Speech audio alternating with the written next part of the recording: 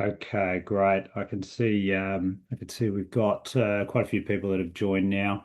Still starting to roll in, but we'll conscious of everyone's time, so we'll kick things off. Thank you, everybody. It's really quite exciting to present these quarterly results and this presentation today. It's Broken Hill Mine's first full quarter as an ASX listed company. And so it's great to see the growth that the team's achieved to date. And really, in summation, we're just getting started. So what we'll do now is we'll dive into the presentation itself, and I'll take you through the value proposition.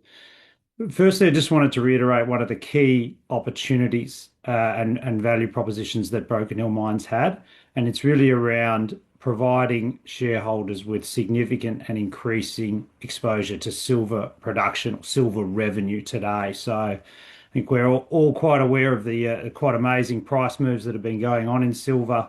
Our average quarterly price received for the December quarter, which we'll discuss today, was $56 an ounce, and yet we're seeing prices today just in late January at over 110. I think it's at $116 at the moment. So wonderful time to be in silver, but silver production as well. So lots of great companies and entities out there with big silver project development projects underway.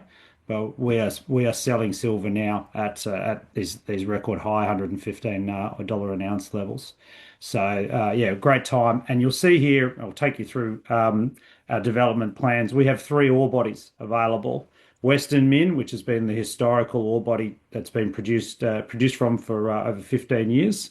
We've just bought online Main Lode, much higher grade in silver in terms of that value that it adds in the overall commodity basket, and Pinnacles as well. So the Pinnacles ore body, which we've now announced that we expect or we target to get on in the June quarter of this year, so just a few months away. Again, quite rich in silver in that value proposition. So over time, you're going to see our silver ounces increase, obviously our silver revenue increase as well, and ultimately we become more than a 50% silver revenue exposed operator as well. So great time to be in silver, and really yeah, that's I think quite an interesting value proposition and a differentiator in the market. There really isn't a lot of companies available out there that can provide silver production today or silver ounces today that aren't large diversified miners as well. Quick look over at the capital structure. In July last year, we listed the company at 35 cents. As you might be aware, we also did a capital raising during the quarter, during the December quarter there, raising $38.5 million at a dollar. And it's great to see continued value for shareholders there with the share price currently at $1.29 there. Still a nice tight capital structure and about 300 million shares in issue, and a really good cash and debt position that we have in the business now. So we have about $90 million in total liquidity. That's cash and available debt to draw down and open QPs. But yeah, so we've got more than enough cash now to execute our growth and our development plans to ramp up the operations to 750,000 tonnes per annum, which I'll take you through. From a quarterly results perspective, really the December quarter was one of a material growth across all of our production and financial metrics there. And you can see the sort of key metrics that we've highlighted there, where you're getting those sort of growth rates across the board there. And we fully expect those sort of growth rates, sort of double-digit growth rates here throughout 2026 here. Quite simply, we're investing heavily to bring production up. That production is going to come from ore sources that are higher in grade, particularly in silver, as we've discussed as well. And obviously, with commodity price tailwinds as well, that's going to translate into increased sales revenue, cash flow from operations as well. So a really good, strong base to be in, but we're only just getting started here. Our grades we think will go much higher. We know our mined ore and our processing ore will go much higher. We're only using about 60% of the plant at the moment. And we're in a really good commodity price environment now. We can't control that to a degree, but the other 2 points of feed tons and higher grade, absolutely we can control. But yeah, the commodity price tailwinds are material, and we haven't actually realized them yet either. As I said, $56 an ounce was our realized commodity price. If we if we replayed the December quarter performance today at the current spot, well, you can add about $5 million in earnings straight onto the bottom line just because of the commodity price differential between where spot currently is and the December quarter averages. So a nice spot to be in, a good solid quarter. And as I said, we expect to be able to replicate this double-digit growth, throughout 2026 going forward as well. That's a sort of summary of the results. I'll talk about them a little bit more as we go through the presentation. Really, I'll now go through what our plans are, what we're doing, what our plans are at both the RAS mine and also at the Pinnacles mine. As a very quick refresher to that, so Broken Hill Mines is focused on consolidation within the Broken Hill region. The Broken Hill ore body, simply put, is the single largest, richest silver lead zinc ore body in the world. It is a monster. It's about 28 kilometers in length. It's sort of this sprawling sine wave that starts all the way down. If you can see my laser pointer here, all the way down at the Pinnacles ore body in the south, comes up through the town of Broken Hill, and through the famous sort of line of lode, which is the original sort of ore body where it was discovered. But it goes about 8 kilometers north of that through North Mine, Potosi, and Flying Doctor as well. Now, what Broken Hill Mines has done is sought to alleviate a problem or a systemic problem that has occurred in Broken Hill over many, many decades, which was really around your utilization of your fixed cost base. So there are two big plants in Broken Hill, or two plants of any size. One is the plant we now own, the RAS mine, 750,000 tonnes per annum operating capacity. And the other is Parelia's southern operations. They're about 2 kilometres away, 2.8 million tonne per annum capacity. Now, for many decades, the problem in Broken Hill has been around utilising that capacity, getting enough feed to those plants. And simply put, when we acquired the RAS mine nearly 3 years ago, it was only running at about 40 or 40% capacity there and off relatively low-grade material. A very similar story 2 kilometres away at Parelia's mine as well. And so you find that when you're not utilising your plant, you're really a slave to metal prices. So the story of Broken Hill has been one of feast and famine for many decades. When prices are good, we're all making money, happy days. Prices are bad, we're laying off workers, it's doom and gloom, and we're shutting the mines down as well.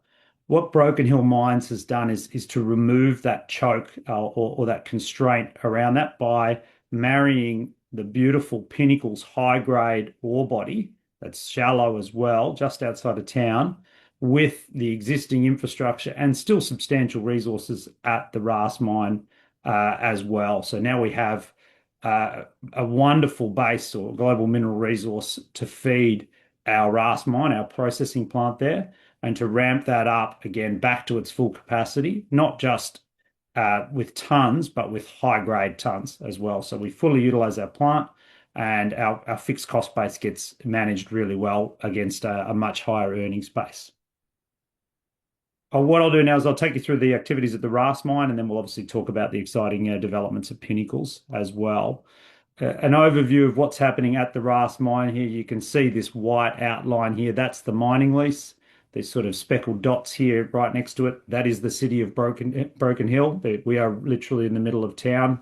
Beautiful place to have a mine. You have 20,000 odd people there, 25% direct and indirect employment works for the mines in the town. It's a great city. It's 4 schools, 4 footy clubs, golf course, racetrack, commercial airport, power, water services. When you think about Broken Hill as a mine site, it's such a wonderful place to have it because you have all those services and available to you. We have about 98% residential employment coming from the town as well. So yeah, that's wonderful. Now, from a mining perspective, on CML7, which is the RAS mine, for the last 20 odd years, the only mining that's occurred has been from what's known as Western mineralization. Western Mint is relatively low-grade ore body. We're talking about 8.5% zinc equivalent and a sub 40 grams a ton of silver inside that, which is not particularly low grade by global standards, but certainly compared to in Broken Hill, it is quite low grade because running parallel to that is main lode or the line of lode ore body in itself. So that runs at about 19% zinc equivalent with 150 grams a ton of silver in there. So what we did initially as a private entity and as what we announced in the December quarter was we invested heavily to bring the main lode ore body back online. No one has mined main lode from an underground source since about 1974. There's still extensive mineral resources there. You can see the JORC resource here of main lode is only sub a million tons. In reality, that's just the JORC certified mineral resources. We're drilling that at the moment, and you'll see that JORC resource grow. There's plenty of mineralization there. You can walk up the adits and touch and feel hole lenses, which are not JORC certified. So we invested heavily. We got our partners in at Byrnecut, and we put about 1,100 meters of development in to bring main lode back online and to access this higher grade ore body.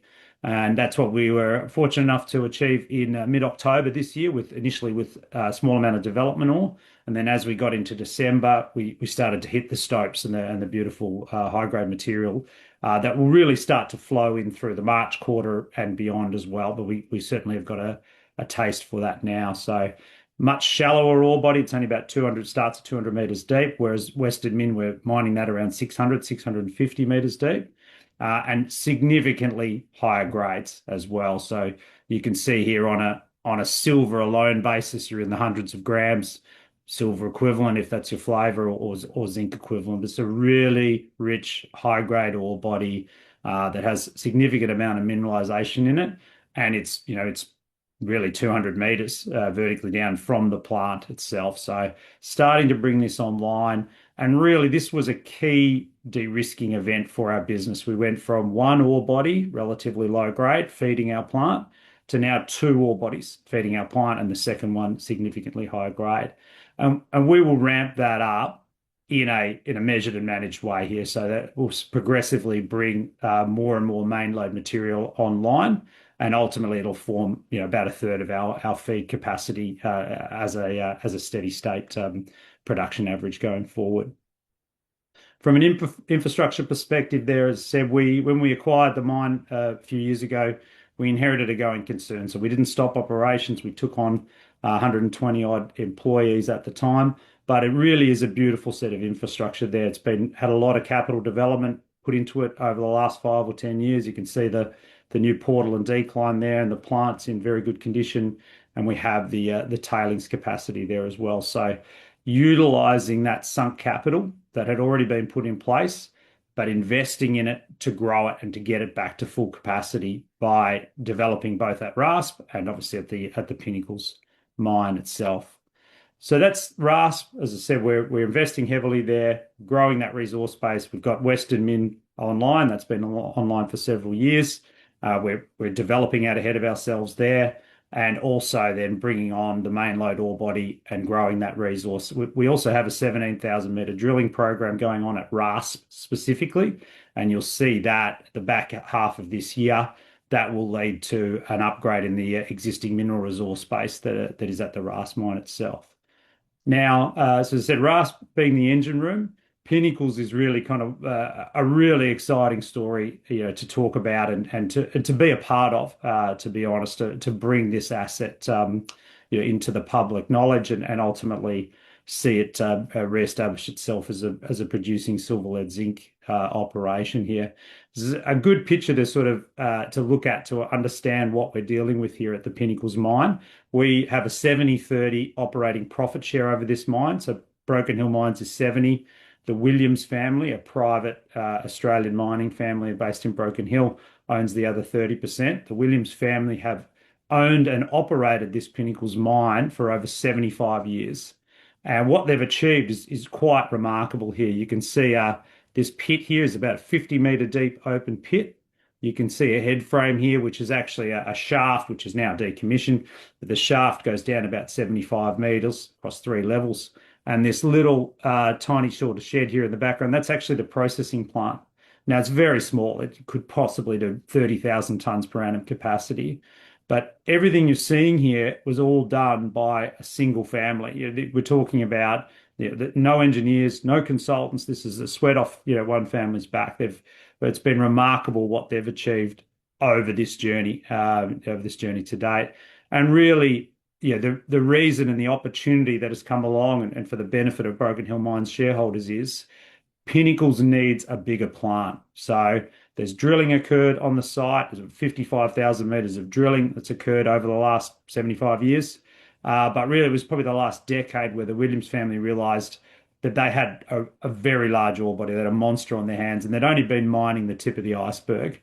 And so having access to a bigger plant, fortunately, there's two plants in town which need feed, it's a perfect marriage. So we're able to construct the deal. And now we're investing heavily to bring Pinnacles, into the fore here. So we've completed, as of December last year, we completed 8,500 meters of drilling. That's our phase one drilling program there. And we still have, I think it's 40 odd holes from that, over 6,500 meters of core still to release. And that is just a process that we're going through of obviously drilling, logging, and then going through the assay process there as well. We've significantly expanded our geological team. I think at the start of last quarter, we might have been around 2 or 3 geologists. That's expanded to near above 10 now as well. So the team is building and probably will grow some more so that we can actually process this geological information in a timely manner. So still got 6.5 kilometers of core to release on work completed. And we've just started with 2 drill rigs, a 25,000 meter campaign specifically out at Pinnacles. So the existing mineral resource base at Pinnacles is relatively modest. It's only about 6 million tons, but we'll see that grow. And we'll see the grades grow too as well, because as you can see by these examples, these were the first holes that were publicly released ever from Pinnacles. And these holes were actually taken from drilling that the Williams family had done themselves in a couple of years prior to us actually getting involved, to Broken Hill Mines getting involved, and they hadn't even assayed the core on these. And really, that was about the fact they didn't need to assay it. They could see the mineralization, and so they were going to mine it. They knew it was high grade, and so their plan was to mine it. And so we then assayed this core, and you can see the results are quite remarkable. And we've released, I think, 3 or 4 different announcements about drilling at Pinnacles, and you're seeing a lot of the same sort of data here. So if you look quickly, the shallowness of it, so all of these results are 11, 18, 63, 17 meters, a shallow, open pittable material, very high grade in silver as a single commodity. But then obviously, if you look at your silver equivalents or your zinc equivalents, they're off the charts as well. So what's wonderful about this is that we not only have a high grade resource that still the market is getting up to speed with what we actually have, because the news flow has only just started about it. However, it's sitting 15 kilometers from our plant on a mining lease, and we're hungry for it. So we're not just going to keep releasing drilling results and growing the resource base and doing nothing with it. As we said, we want to turn this thing back on. It was operating up until COVID kicked off, and then it was put on care and maintenance. So we're turning it back on at the moment. We announced a suite of early works programs that are underway. And ultimately, we see this open pit being restarted in the June quarter this year, which would be great to see those tons progressively ramp up and put into the RAS plant. Obviously, that will feed on our metal production as well, because this material is significantly higher grade than Western Mint, which was the vast majority of the ore that we even mined in the December quarter itself. The open pit will grow, but very quickly you'll also see us transitioning to an underground development here as well. So in concert with the open pit operations, we think we'll start to see the development of underground operations here as well, chasing what we believe is some really high grade material that occurs particularly in the Perseverance ore body there. That'll be a growing story that we're developing at the moment over the next few months. But we believe we've got something truly special in these underground areas there as well. In conjunction with that, we're also doing scout drilling well away from the existing mineral resource base, and there's some really interesting mineralization being uncovered there that'll ultimately feed into the expansion story that we have around this mineral resource. So very similar to RASP, we'll have updated MREs in the second half of this year over the Pinnacles mine, and hopefully that will allow us to make decisions around when we're at our full capacity, 750,000 tonnes per annum. That will allow us to make decisions around what we do then, expanding that plant further, localized M&A opportunities, that sort of thing as well. So what I'll do is I'll finish up there, conscious of everyone's time and market open in 10 minutes or so.